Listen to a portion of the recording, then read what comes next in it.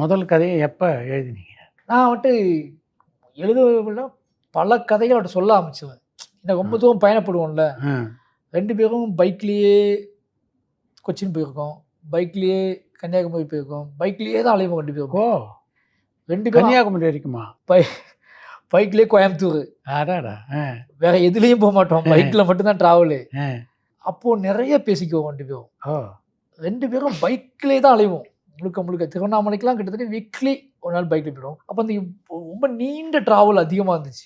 ரொம்ப அப்போ பேசுகிறது தான் பயங்கரமான ஒரு வேலையாக இருக்கும். கேட்டுக்கிட்டே இருப்பேன்.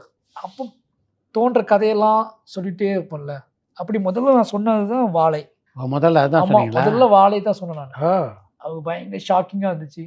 பயங்கரமாக வந்து அவரு என்னடா சொல்கிற அப்படின்னு கேட்டார். ஆமாம் சார் அப்படி சொல்லி அங்கேருந்து தப்பிச்சு வந்தோம் தான் சார் நான் அப்படி சொன்னேன்.